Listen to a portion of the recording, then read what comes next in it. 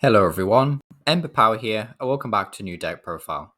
In this one I'm going to be taking a look at a Glimmora EX deck. And in all honesty, when I first looked at Glimmora, I probably said something along the lines of, I think this would be really good as like a quad control deck, where you basically just play full Glimmet and a couple of Glimmora EX, and then maybe some single prize Glimmora. Now, of course, you could actually play single prize Glimmora in this deck, but in all honesty, I don't think you really need it in truth, but just something to consider if you really wanted to. But yeah, I basically thought that Glimmora EX would best work as just like this quad annoying energy denial sort of deck where you play like Flannery, Silene, Pal Pads, Crushing Hammers, that kind of thing, and you just generally be super disruptive with Dust Field while also making sure your opponent basically can't get out of Dust Field by gusting around it.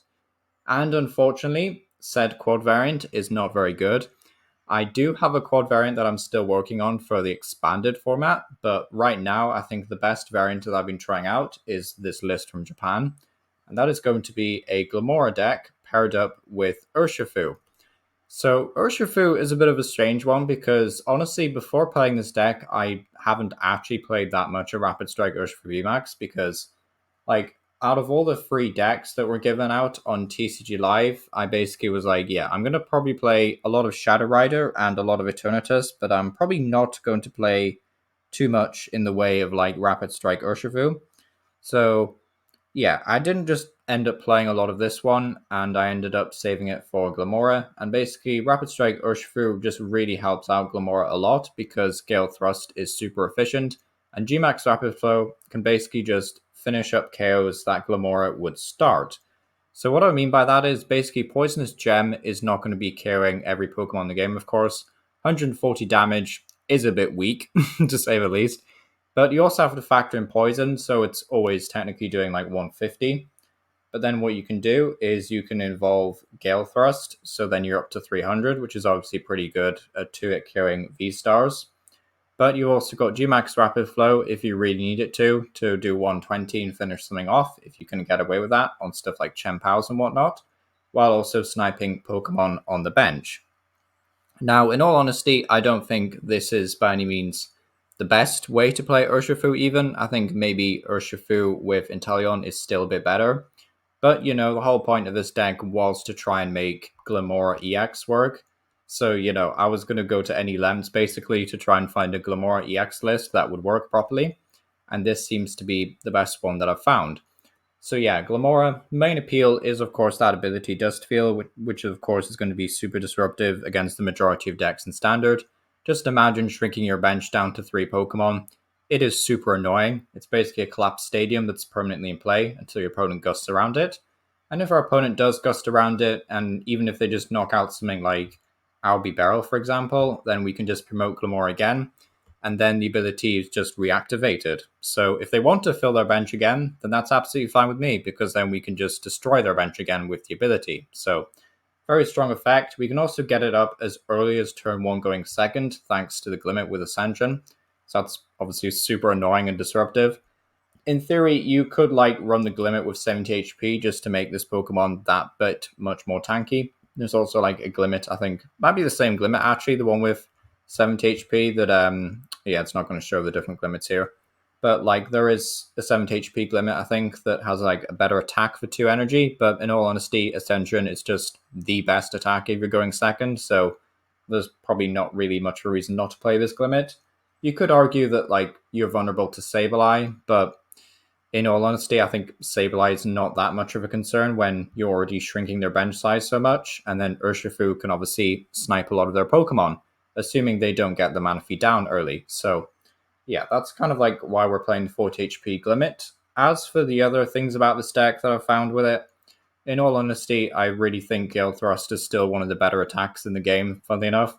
Just 150 is super efficient. It doesn't seem like much, especially on a 3-prize Pokemon, but when you're this tanky, you're never being killed by anything, really, until Charizard, I guess, in the late game with Defiant Band and stuff, but honestly, really super efficient Pokemon, and of course, Gmax Rapid Flow, 120 snipe to 2 Pokemon is very strong. Now, we can actually increase our damage in some other ways because we're still, not doing masses of damage. we do have Radiant Hisuian Sneasler, which can increase our poison damage by +2. So Glimmora isn't doing 140 or even 150 anymore. It's now doing 170, which is really nice. Just means that you actually 2-hit KO a lot of stuff with Poisonous Gem, which is really cool. Of course, it's not like the most practical Radiant Pokemon. What I mean by that is it's not Radiant Greninja, so you're not drawing more cards, which does kind of suck. And this deck, as you've noticed, does play 13 energy, so you can kind of make the argument as to why, you should just be running Radiant Greninja for more draw power. But in all honesty, Path to the Peak is everywhere as is. I don't really want to have to rely on Greninja for draw power, especially not when we have Bibarel that can already get around Path to the Peak, so I just think Radiant Hisuian Sneasler is worth it at that point. Still, the ability is pretty strong and definitely worth playing over most of the other Radiants. Next up, though, is we do have one copy of Hawlucha. I wasn't sure if I was going to keep this in the list or not, but the ability Flying Entry is super strong in the right situations. So there will be times, for example, where you G-Max Rapid Flow, like maybe you finish off a Glimmet PAL, and then you hit into something like a Radiant Greninja, for example, is a good one. Then you can bench Hawlucha and then finish off the Greninja that's on the bench. Just something worth considering. It's not like something that's really, really needed. You could probably get away with like removing Hawlucha if you really wanted to, and maybe add in, I don't know, like a third copy of Urshifu, or maybe a single price Pokemon of some description, like a single price attacker, which is honestly what this deck sorely lacks. But either way, Hawlucha, definitely the most cuttable card in the deck so far, but I'll let you guys make that decision for yourself if you really want to keep Hawlucha in the deck. But as for our draw engine, we are playing Bibarel because there's just not enough space to run a 4-4 line of Kirlia. And Kirlia is kind of a bit flippant if you're not playing stuff like Glade, and again, there's just no space, so Bibarel makes a lot more sense. You do have to be careful that the opponent doesn't like boss stall Bibarel and start sniping your Pokemon or trying to deck you out, which can be a bit of a problem because, of course, Urshifu discarding energy for a G-Max Rapid Flow means you will burn through resources quite quickly. So you do have to be careful that the opponent doesn't, just try and boss stall Bibarel for game, basically, which has happened on some instances. So I've kind of upped the switch count a bit and stuff. So yeah, just something to bear in mind if you do end up settling on Bibarel. But as for trainers, it's pretty straightforward. Nothing really too crazy, aside from maybe 2 copies of Judge, which you don't always see. We can afford to play Judge because we are pretty low maintenance in terms of our attacks. They will cost 1 or 2 energy, and yes, G-Max Rapid Flow costs 2 attachments because we are playing the Rapid Strike energy. So 1 or 2 attachments, I feel like, means we can get away with stuff like Judge. This also means we can be super disruptive to our opponent's hand as well as us in a way. But we do play the Bibarel, so it shouldn't be too bad. Also playing 3 copies of Lake Acuity, so we have a decent counter to Path to the Peak. You could play the Lunatone, I think it's the new Solrock and new Lunatone, that basically say if you have both of them in play, then you shut off stadium effects done to your Pokemon. So you could use them to shut off Path to the Peak, but that just seemed like a bit of a faff, and they are quite low HP, and I didn't really like it in the end. So yeah, I just went with Lake Acuity to shut off Path to the Peak. It also does mean that your Pokemon will take 20 less damage from attacks, which is really nice. So it just makes us, that bit tankier, basically. So I like Lake Acuity for that reason. 2 copies of Raihan because I know some Urshifu lists run stuff like Melanie to accelerate energy and get rapid strike flow, just going that bit quicker, but Thrill Raihan just makes more sense in this deck, especially when Glimmora, for example, takes 2 fighting energy to attack. So Raihan, again, just makes more sense in my opinion. Then playing 3 Rock Chestplate, so fighting Pokemon take 30 less damage from attacks. So you can kind of see where we're going with this deck. We're just trying to be a bit stally, a bit annoying. Taking minus 50 if we get both of those things in play. Of course, that's not going to happen every single turn, every single game. But if we can get it off, minus 50 is a serious reduction to have.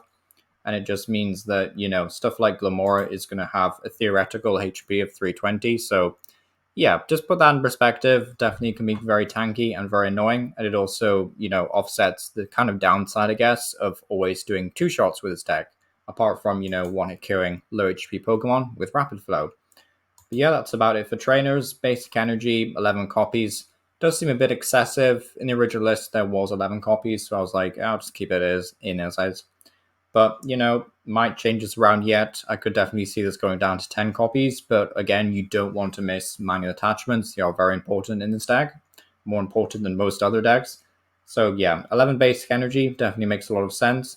If you're running like Energy Search and Arven, then yeah, maybe, or even like Skylar Energy Search, but in all honesty, I don't really want to go down that route. So yeah, no Arven for now, so just playing 11 basic energy.